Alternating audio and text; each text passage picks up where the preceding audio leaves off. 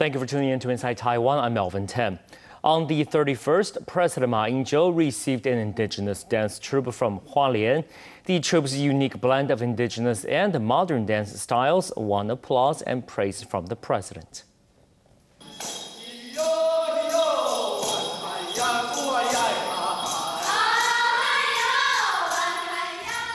An indigenous dance troupe of 10 young dancers is winning acclaim with its unique brand of traditional Amis dance infused with modern elements.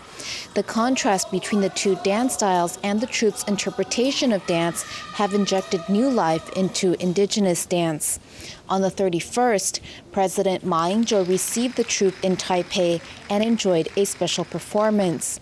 Ma had high praise for the troupe, which is directed by Zhuang Guoxing, and said that the dancers are helping indigenous youths to better understand and appreciate their own culture.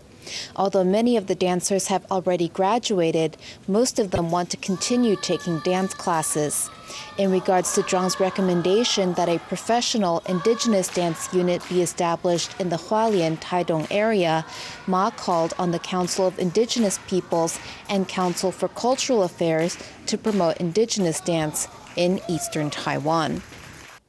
DPP presidential candidate Tsai Ing-wen began a two-day tour along eastern Taiwan, starting from Qishan at the cross-border of Taidong Hualien, giving speeches to locals on her northbound trip. Commenting on the recurrence of non-paid leaves, Tsai believes it is not a problem that can be solved in a short term, and the government should contemplate deeply the extensive problems involved. Since PFP Chairman James Song disclosed the number of signatures he's collected, Tsai said that she welcomes Song to join the election since everyone can run for office in a democratic country. Wearing a white jacket, DPP presidential candidate Tsai Ing-wen arrived at Chisha at the border of Taidong and Hualien for her tour along the No. 9 highway of Taiwan. She received warm welcome from supporters and hoped to get more votes in Hualien, since it is the stronghold of the KMT. Facing the recurrence of non-paid leaves, Tsai criticized that Ma stressed the economy is doing better, but in fact, it is far from the truth, adding that the KMT is not concerned with the true meaning behind the non-paid leave and also fails to propose any solutions. Commenting on PFP Chairman James Song's official submission of signatures, Tsai says she respects Song's choice to take part in the election. During the trip in Hualien, the opposition presidential candidate has received many small donations in piggy banks, saying she's really impressed with the warm hospitality of people from eastern Taiwan. President Ma Ying-jeou recently appeared at a global summit for Chinese business leaders, where he once again pledged his commitment to cross-strait peace. Ma stressed that the peace is a necessary condition for the future success of Taiwan. And he also noted that his opponent, DPP presidential candidate Tsai Ing-wen's accusations of him of selling out Taiwan had become an unnecessary distraction. Throughout his speech, Ma drew a long-term vision of cross-strait peace and economic development in which the business community would be called upon to provide necessary support. Promoting a win-win concept regarding cross-strait relations, President Ma Ying-jeou was invited to address a summit for global Chinese business leaders. Ma addressed the topic of national development and his focus on promoting cross-strait peace. Ma said he hoped both sides could find a logical and intelligent way to discuss peace, something that even Confucius would advocate. Regardless of this topic, DPP presidential candidate Tsai Ing-wen's speech at Harvard University elicited a question from a Harvard professor about why people hate each other on this topic and why set up unnecessary confrontation over the issue of selling out Taiwan. At this global Chinese business leaders summit, President Ma said that DPP came to power 8 years ago and may be out of touch, though he has worked hard to keep up with the world. He said the future would include more reforms and Taiwan would continue to open up and pursue an innovation-driven economy that would need the support of the business community.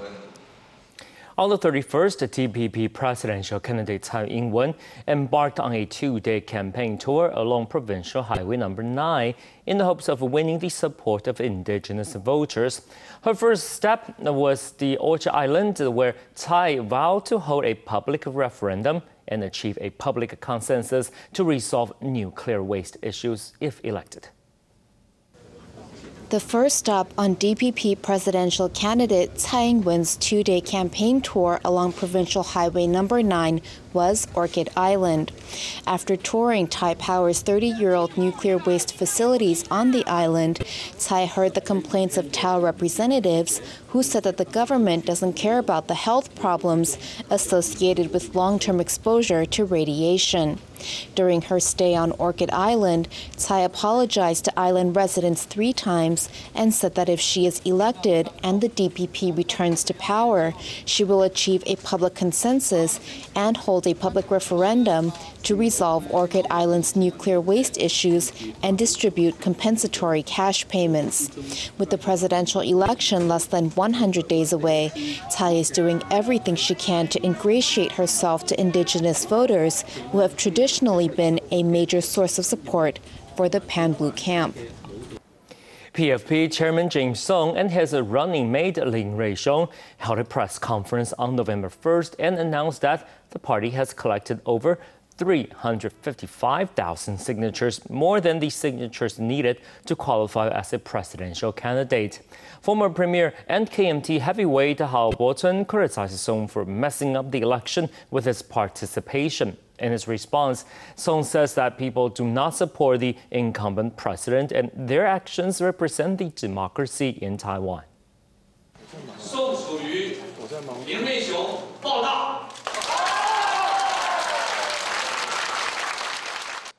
After the press conference, PFP Vice Chairman Zhang Zhaoxiong and Secretary General Qin Jingshen delivered 350,000 signatures the party collected to the Election Committee of Taipei City.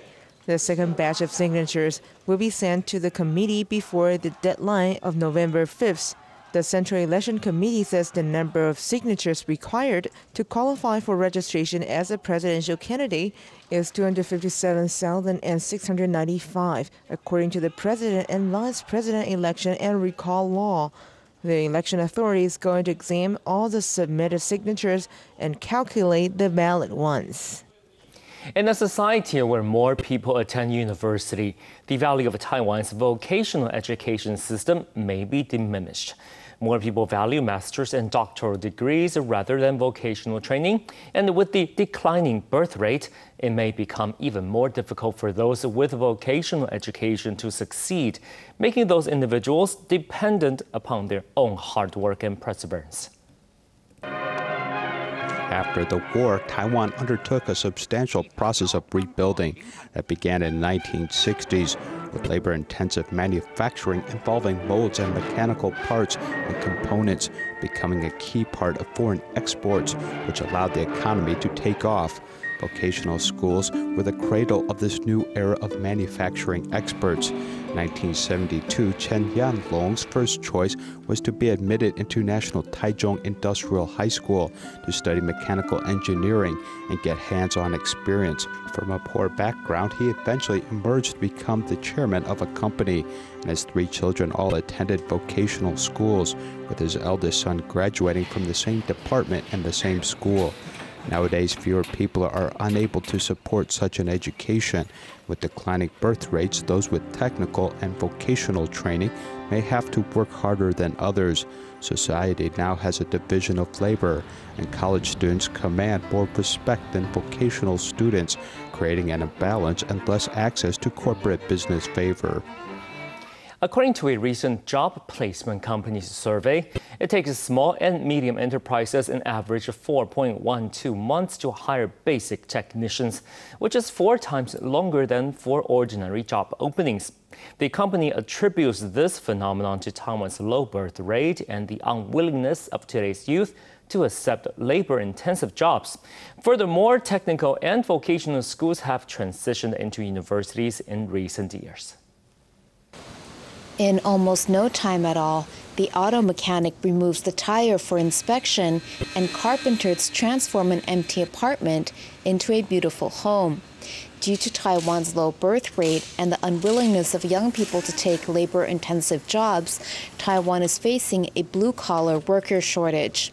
According to a recent job bank survey, small and medium enterprises need, on average, 4.12 months to recruit and hire technicians compared to 1 month for ordinary openings. The survey also revealed that the majority of technical and vocational schools in Taiwan have begun transitioning into colleges and universities in recent years, which has decimated Taiwan's blue-collar working class. According to the job bank, university and graduate degrees are no guarantee of high wages, and higher education is not the only way to achieve higher wages. Corporations have no qualms about laying off workers during recessions, and a technical foundation can help ensure survival during tough times.